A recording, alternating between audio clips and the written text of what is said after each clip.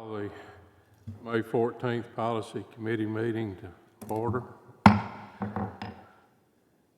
First thing on the agenda is Pledge of Allegiance, led by Felicia. Allegiance to the flag of the United States of America and to the republic for which it stands, one nation under God, indivisible, with liberty and justice for all.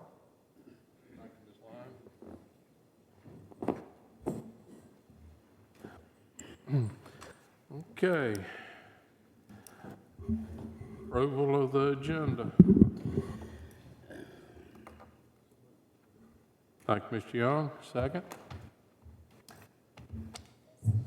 Thank you, Ms. Moore. All in favor, say aye. Aye. Opposed? All right. Tonight, we'd like to welcome Sarah Page for her first Policy Committee meeting. She's lucky enough to get to do this job, right? Absolutely. It's been a great time. Let's just go around the room and everybody give you names so you don't know who everybody is. And we'll start with, you know him? Once or twice I've seen him. Jeff Gordon. Regina Harvey.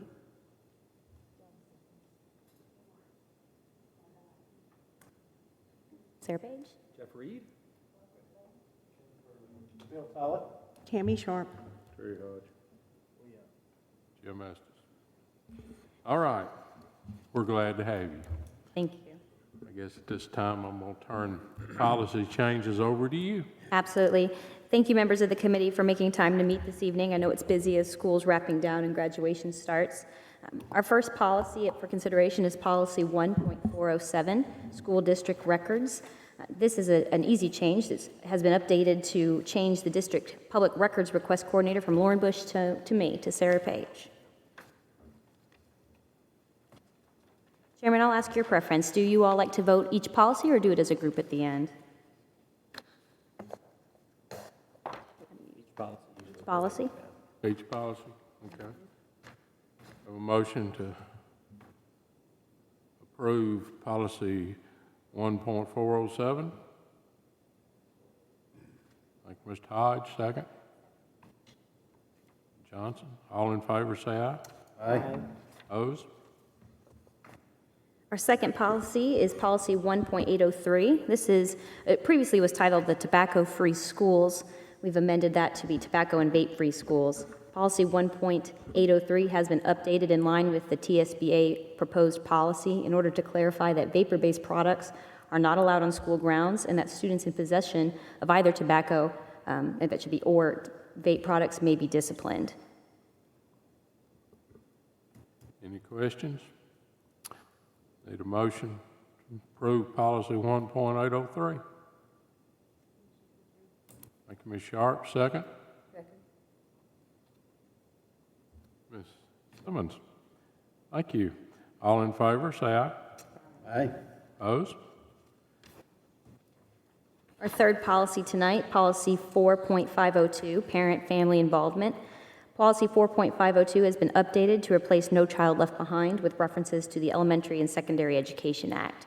This is an update simply based on new statutory language, referring back to old statutory language, really. Okay. Need a motion to approve policy 4.502. Thank you, Ms. Moore. Second. Ms. Harvey, thank you. All in favor, say aye. Aye. Opposed? Motion carries. Policy 4.602, Grade Point Average GPA and Class Rank for grades 9 through 12.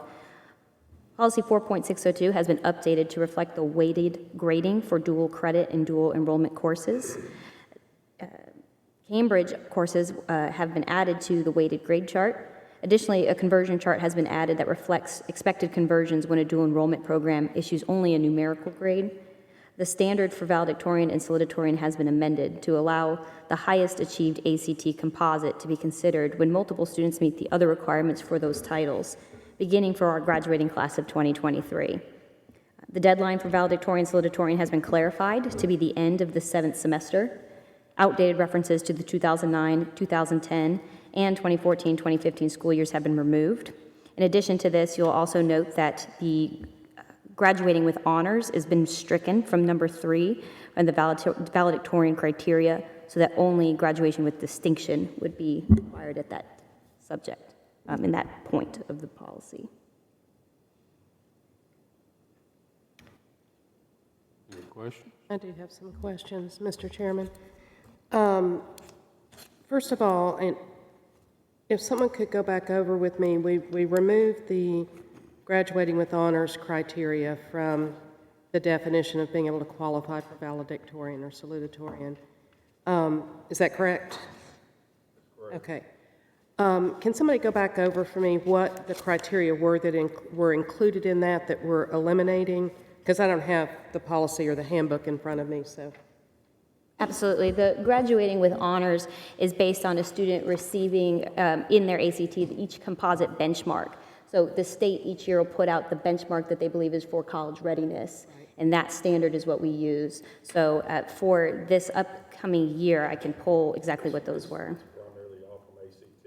You gotta have 19 on the ELA, was it 23 on math? 22 on math, is it 22 or 23 on science? 23, and then reading, we don't have 22. So that's set, 21, and that's the minimum of the honors, is the minimum. The minimum is the benchmark we would like all students Right. statewide to reach. Statewide, right. So to eliminate that would be raising up, I mean, you're going, if you got graduation with distinction, you already we have graduating with honors, and that's where we're eliminating that. So the state has a graduation with distinction, which is a set criteria, and then separate, they have graduation with honors. We recognize both of those graduates Right. separately at our graduations. Okay. So they would still be recognized for that. Right, no, yeah, no, I understand that, but the fact that it's taken out of the qualification for being able to become a valedictorian or salutatorian, is that the only thing that was included in the honors definition, was just those different ACT scores? There wasn't, for some reason, I was thinking there might have been something else. it was really too much in there, because if you got a graduation with distinction, You've already met the requirement of honors. Okay, Most of them, Yeah, most- so not necessarily then. not necessarily. Okay. So with adding number 4 to this criteria, with the ACT composite, that student with the highest composite, it really we would really have 2 ACT standards there. We have the benchmark as Right. what we want for every child.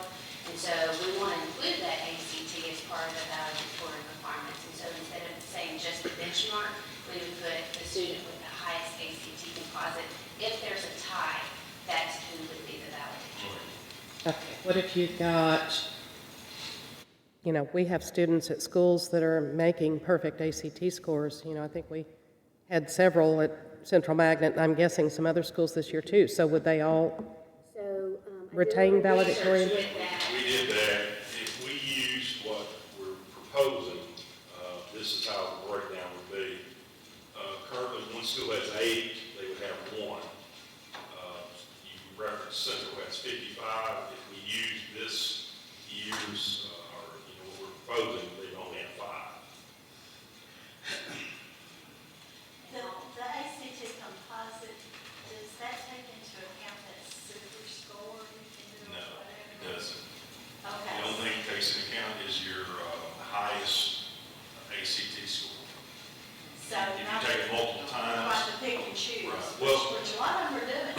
You can do that in college, you can't super score for the valedictorian. Okay, that's It what. takes, whenever you take it, it may be the first time, it may be the 7th time you take it, but whatever your highest score is, what Is what, okay. you get. With college, you're right, college you can super score. Well, not all colleges take super scores. Some of them do. I know the University of Tennessee does, but for instance, Tennessee Tech does not, so it varies from college to college. Sure. Oh, no, good point. So I guess I just want to understand, because I know there's been, this subject has been a very fiercely debated and discussed conversation in the public about the question of valedictorians. I mean, was the philosophy or thought process behind this that we wanted to reduce the number of valedictorians? I just want to understand that a little bit better. I think the philosophy behind it, we wanted to make sure we had, and quite frankly, I mean, In theory, you can have 55. I mean, in theory, you could have 100. I mean, if they all hit 36, and we, you know, that's a possibility. I mean, it's a possibility, especially at a magnet school. All of the five that would be representative from Central Magnet all had 36 this year, if we apply that criteria. Right. But with that being the final defining criteria, I guess, I don't know, I'm still kind of trying to wrap my brain around it, and I'm not going to be prepared to vote on this evening. I would like to see us postpone it and have a little further discussion.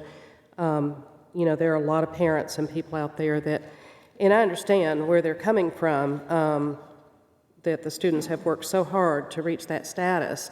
And with all other things being equal, I don't know, the ACT being the deciding factor, I mean, one of the points that's been brought up with me is we do have some students, and very often among the best and the brightest, that are applying to very high-level colleges that are much more focused on their SAT scores than they are their ACT scores, for instance.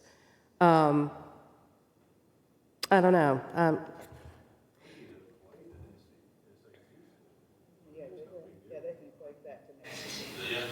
Okay. In fact, the state has The one that Okay. we provide at the school level in the state. So this language that's been proposed then, and again, just to make sure that I completely understand it, so the criteria that we've had all along is still the same, except for we eliminated the graduating with honors. They still have to graduate with distinction. And then if everything else is equal, which we all know we've got a lot of at a number of our schools, we've got multiple valedictorians, and personally, I don't think there's anything wrong with that. I think we'd have the criteria tight enough already that it's an honor and a privilege, and if they work that hard to get it, I think they ought to retain it. But I am concerned about the ACT score being the deciding factor. So did we, and Mr. Spurlock, I think you may have mentioned this in an email that we had, did we send this out and did we consult with all of our high school principals about this? So I emailed all the high school principals. Policy that we were discussing tonight that pertains to them, asked for their feedback, so they had time, a week or so, to get feedback to me, and we compiled that in the instruction and curriculum department, and then I gave that proposal to Mr. Spurlock. Okay, so how many of the high school principals did we hear back from, and can you kind of give me an idea of what the feedback and consensus was? Well, I sent out, Multiple policies to them, so I received back, just different comments from each of them. No one really had strong feelings one way or the other towards the valedictorian. So this didn't come out of any specific recommendation from a consensus of our high school principals then? we researched multiple districts within the State to see what some other districts were doing. That was another And so- question I had, so- So yes, ma'am, so that's where we got that idea, we discussed that idea from there. So can you share with me what other school districts were doing it this way? Yes, ma'am. I didn't bring those notes with me, but Just a- off the top of my head, I think Williamson County, Wilson County, some of them use other criteria, like a weighted GPA system, a Latin system, those types of things. I think Maryville and Knox County were other systems that use this. Did we look As at the weighted? deciding factor if there's a tie. Right, did we look at the weighted as a consideration for this? The feedback that I received from the principals, that's not something that they would really, they'd rather not do that.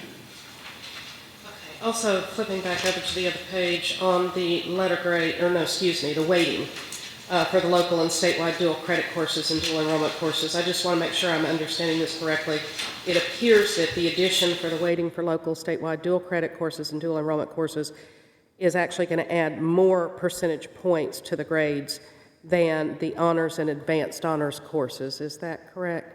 I'd like to understand that a little better, why it would be valued higher than the advanced honors courses. Dual enrollment courses, are your college courses. You're not only dual enrollment. And doing credit, these are your college courses, not You're not only getting high school credit, but you're also getting college credit.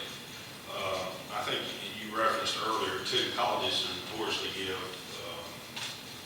have to make sure that whatever they give, transcript, is equivalent to what we give.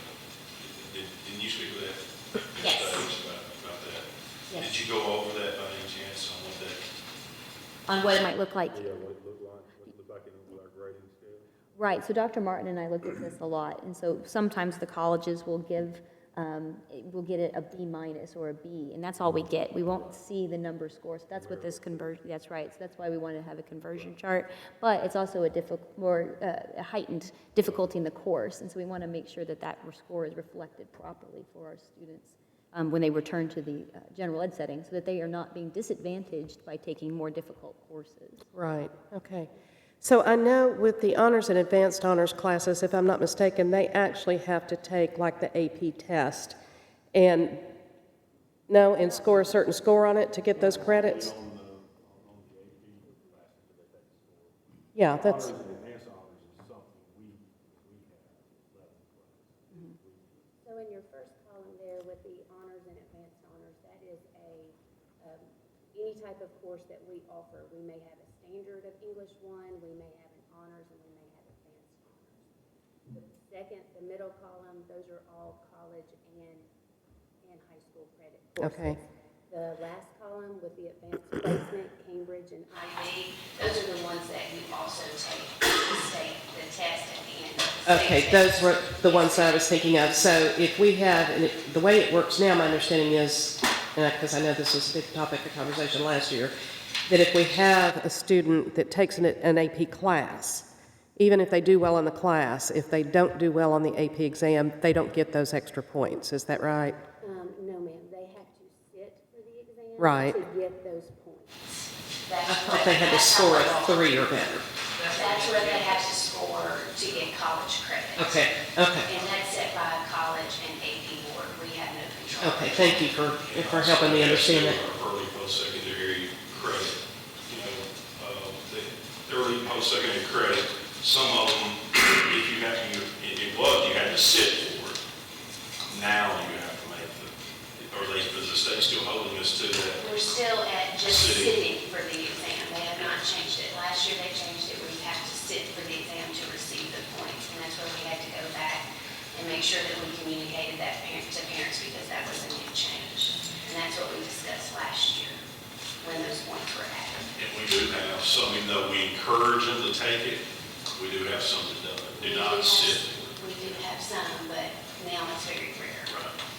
And if it helps that weighting as well, the 4 points, that comes from the uniform grading policy from the Tennessee Department of Education. So that's set out in their policy 3.301.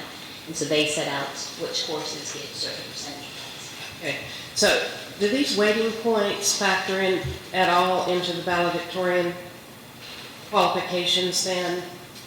So, yes, because it is a part of their GPA.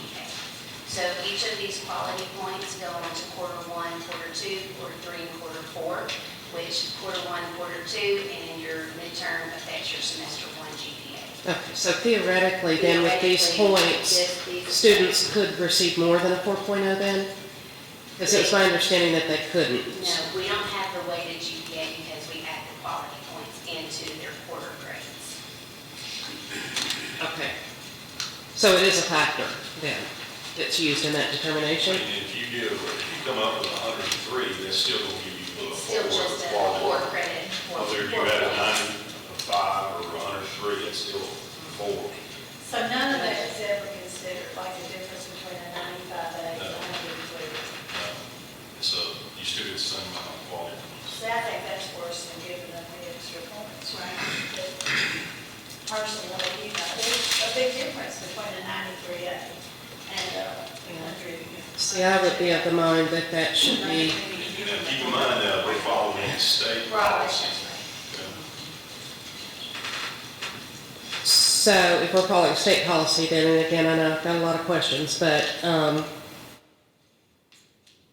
it really wouldn't factor in then as far as whether or not I qualified for valedictorian status, and I would be inclined to say that the rigor involved in these courses and how many of them someone takes versus someone that just satisfies that minimum would be a bigger consideration for valedictorian status than their cumulative ACT score. Am I making sense? You are, but research shows and studies show that the students that take the more rigorous coursework perform higher on the ACT. I pulled several transcripts with students who, using the numbers, so I asked for each high school to tell me how many valedictorians they had, and then what was the highest composite and what the number was. For example, Central Magnet had 55. They had 5 that, under the new criteria, would be the valedictorian. They all had 36. So pulling all of those people, it was either 1 or 2 or 5 valedictorians at the school, looking at those transcripts, all of them had multiple AP, enrollment, advanced, honors courses on their transcripts. So it definitely does support that the more rigorous coursework supports a higher ACT. I would think too, because ACT is a national test, they're being compared nationally, that is a huge factor in that.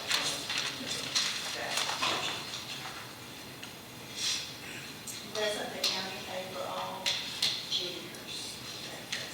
Yes, ma'am. Currently, the state pays for all juniors, and then they all get 1 retake their senior year, if the state continues to do that. Appreciate your answering all my questions. I just would like to see us look at and discuss this a little bit further. But I don't know if it can be tabled or not. I understand it has to be started at a specific time to capture the next class, but thank you for answering my questions. That's correct.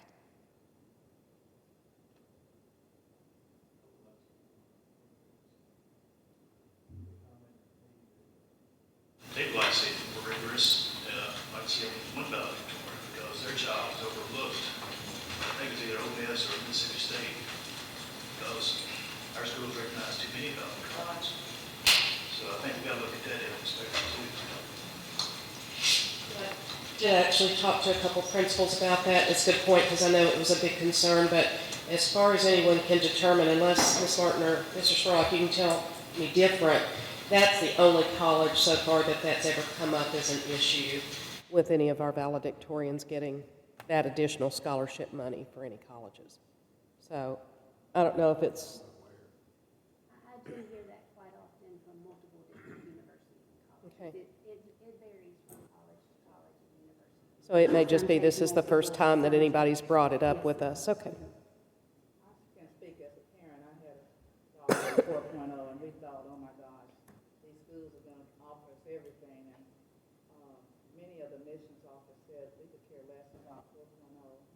What's the highest Course, your school offered, we're more concerned with the rigor and any national test when we, evaluate the students. So I think that's something we need to think about also.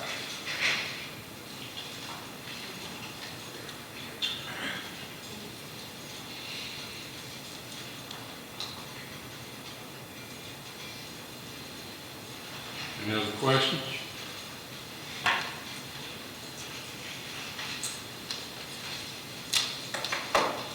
All right.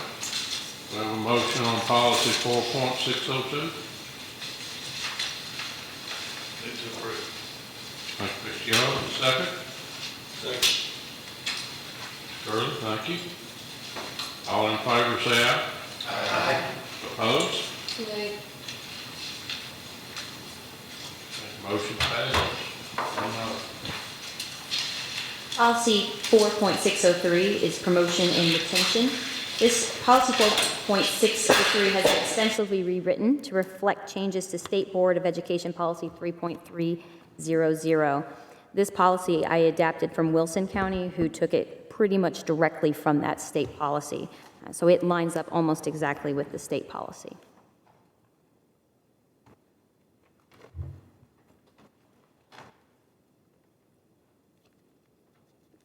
Okay, any questions?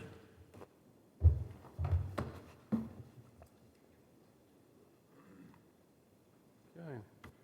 Need a motion on? Move approve, Mr. Chairman. Thank you, Mr. Jordan. Second? Dodge, like sir. All in favor, say aye. Aye. Opposed? Motion carries. Policy 6.200, attendance. Policy 6.200 has been updated to reduce the number of parent-produced excuse notes for illnesses from 10 to 8. Here, we did reach out to our principals. You know, currently we take up to 10, 18, to a perfect year, no rain, no flooding, no No, it's 18, and so 10 is a lot of notes. And we're reducing it to 8, hoping the reduction of 2 will help somewhat. This is part of our chronic absenteeism, in which we are held accountable for. Schools are 10% of their total grade.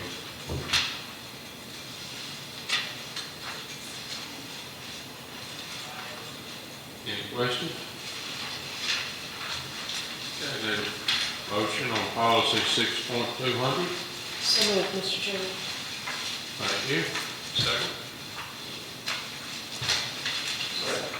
Thank you, Ms. Moore.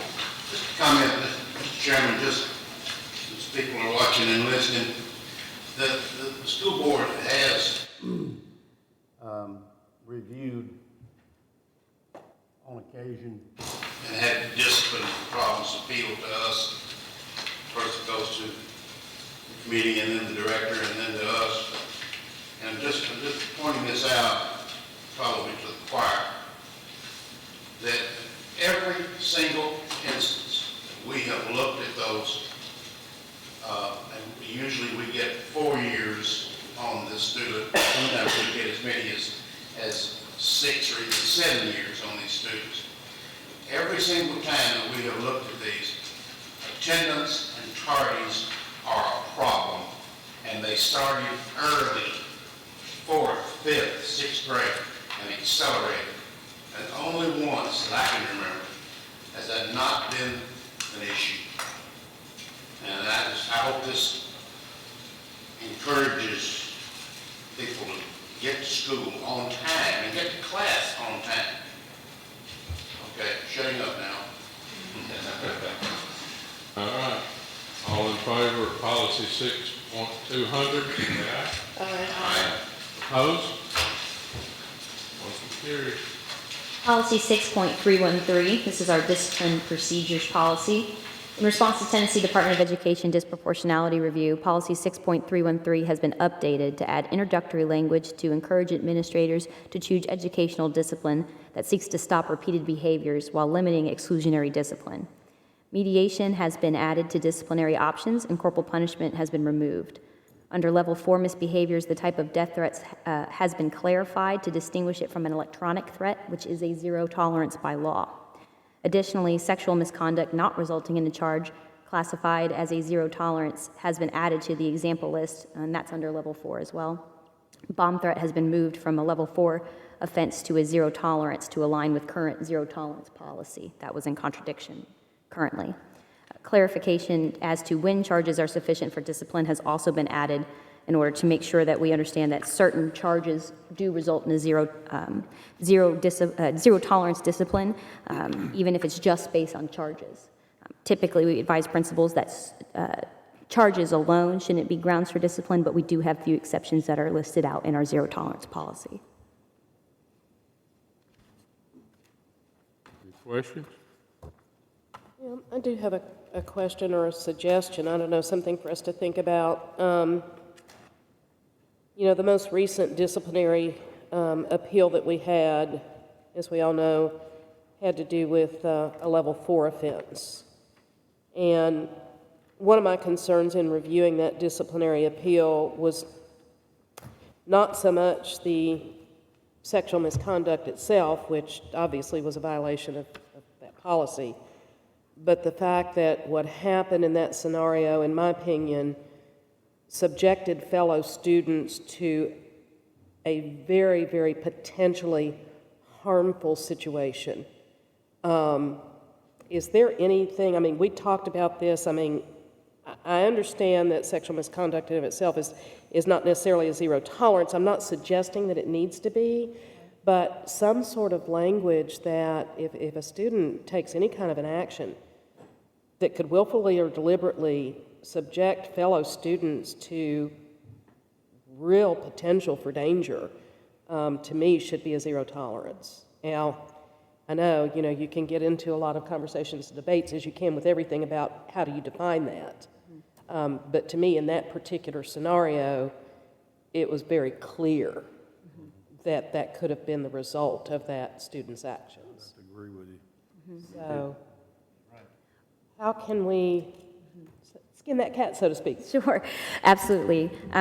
So under our level 4 behavior, which is what that discipline fell under, it broadly is defined as anything that poses a threat. You're right that that's not a zero tolerance. However, in practice, they are enforced ultimately the same. Most of our zero tolerances, with few exception of extreme conditions, are modified to a remandment, and our discipline level 4 typically is also a remandment. So in that case, it looked the same. We could put in there that the remandment without any kind of early release. We could say 180-day remandment. We could put that language in there, 180-day remandment. Typically, they work through a program on the remandment. It's not anywhere near 180 days. It's probably about half that. Okay. From a legal perspective, zero tolerance is something we want to keep very limited and very specific. I understand. If we can make it look, just like Mr. Spurlock said, similar, I think that's the better approach than calling it zero discipline from a legal perspective. Well, I think in this particular case that I'm referencing, we came to the right conclusion and decision regardless of that, but I can see where it might have turned into, if people had different opinions, kind of a hair-splitting contest as to whether or not that student should be allowed to walk graduation or whatever the issue was. So, okay. Yeah, I like that idea. Yeah. And the upside is, a lot of times too, we can do that through the discretion of the principal as well and try to modify it kind of on a case-by-case basis rather than enshrining it in policy and having Mr. Spurlock with that authority as well to look at those cases and set those parameters. Right.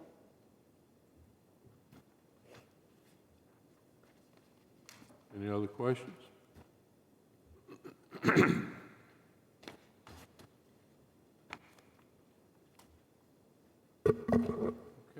need a motion on policy 6.313.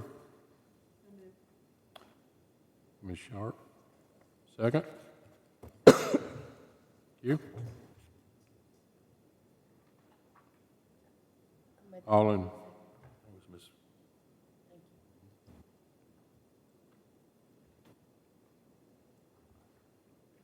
all those in favor, say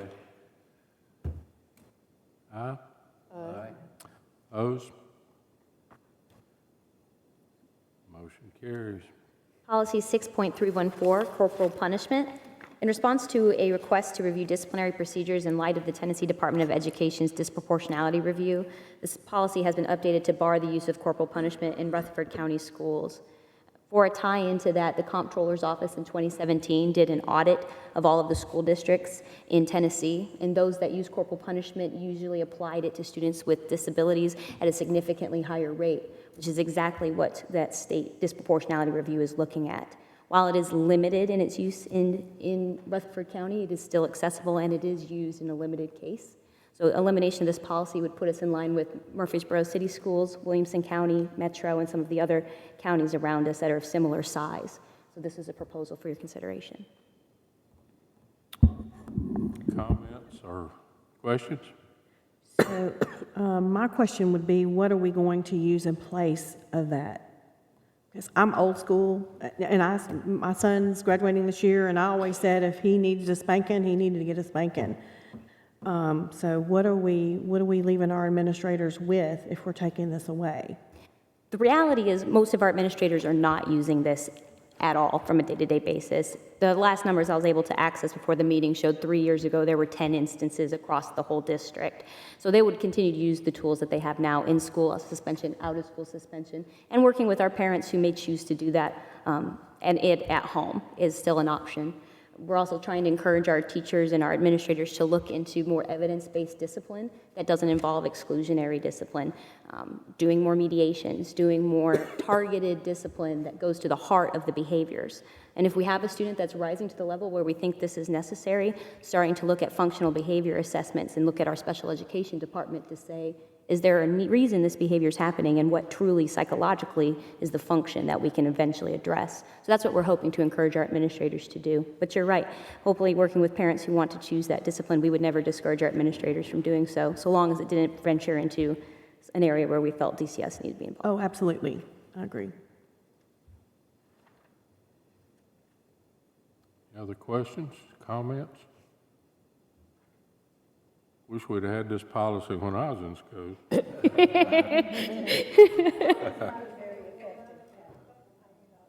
It was.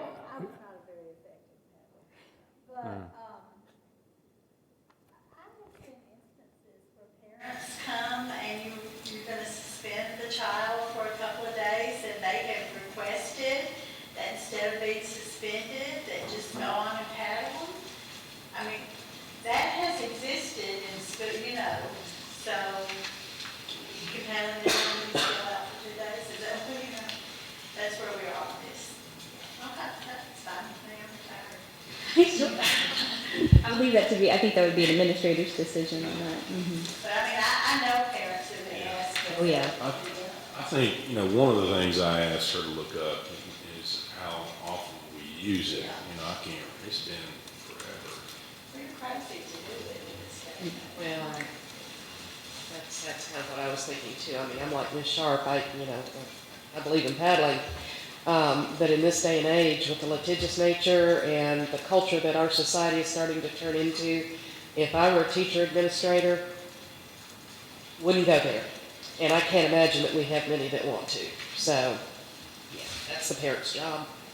And I do also think that if there's any chance that you would have a disproportionate number of disabled students in the position of being paddled, that's enough for me to say that I can, they're older, but I can still discipline my child. And always felt that if I got a call from administration, that's my responsibility and I will handle it. So I think to protect the students, even though it's not happening here, the potential is there. So I think to protect them, it's an excellent policy, I think, to modify and ultimately read. Okay. Anyone else? Is there a motion on policy 6.314? So moved. Thank you, Ms. Harvey. Second? Who was that? Ms. Moore. Thank you. All in favor, say aye. Aye. Opposed? Motion carries. Policy 6.316, suspension, expulsion, remands. Policy 6.316 has been updated to better reflect the grounds for disciplining students for off-campus criminal behavior, to update a typographical error related to the use of in-school where out-of-school should have appeared, and to remove a reference to language seeming to state a parent may request a disciplinary hearing be open to the public. If you look at the statute, they can request that the board's review be open to a public if they get a hearing before the board, but it doesn't speak to the DHA, and our DHA doesn't like to open those to the public, and there's no statutory authority to do so. Any questions? Okay, need a motion on policy 6.316. Move to approve. Thank you. Thank you, Ms. Johnson. All in favor, say aye. Aye. Opposed? Motion carries. Policy 6.317, Student Disciplinary Hearing Authority. Policy 6.317 has been updated to clarify that hearings before the DHA are closed to the public and to explain the role an attorney may have in attending a DHA. Additionally, the ability to request an appeal to the board that is open to the public was clarified. The role an attorney can serve in a DHA is set out in case law. They can participate by advising their client, but they are not to participate on the record and represent actively. And that's a question we get quite often, so we wanted to clarify that for parents.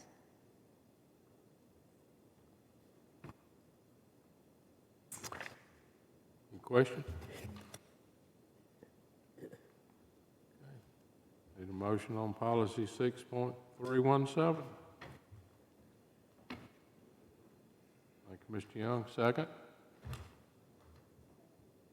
Thank you, Ms. Moore. All in favor, say aye. Aye. Opposed? Motion carries. Policy 6.409, child abuse and neglect. Policy 6.409 has been updated to complete a sentence that was left incomplete, so it now adds the words "to law enforcement."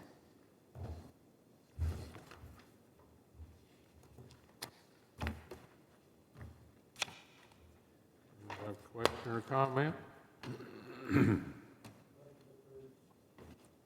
Thank you, Mr. Tollett. Ms. Sharp, second. Thank you. All in favor? Say aye. Aye. Opposed? Motion carries. Final policy is policies for consideration that are new. This is policy 4.806, if adopted, for course access program. This policy is set out in the new Tennessee State Board of Education Rule 0520-01-14. It sets out new course access program procedures. This policy is adopted from the TSBA's model on how to deal with that new state board rule.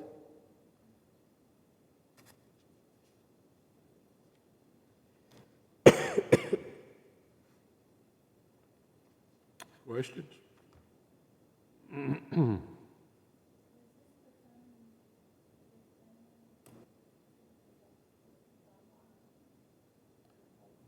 We have several online. Right. I mean, if we go to the future with a virtual school, what we're working for, it could be.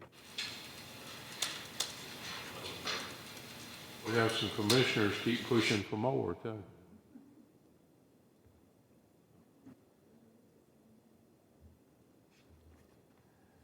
All right. A motion on policy 4.806.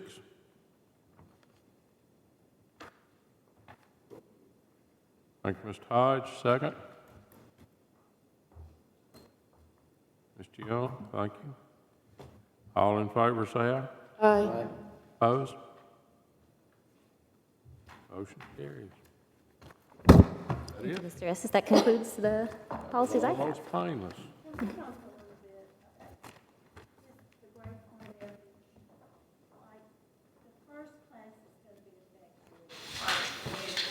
So you come in 29, yes, yes. Okay, so are we preparing a big information session for parents to understand? Because especially Central, going from 55 to 5, they need time to understand this, and not have this going on. We'll not only do it from here, but also the individual schools. I mean, We've done this before. I think it was in 2014, 15, perhaps. so as long as they're not ready. Takes effect in 2023 and starts with what year class? Incoming classes, ninth grade. Yes, that's who will apply to is the graduating class of 2020. So it won't impact any of the students that are already on track for the current criteria. So just appropriate.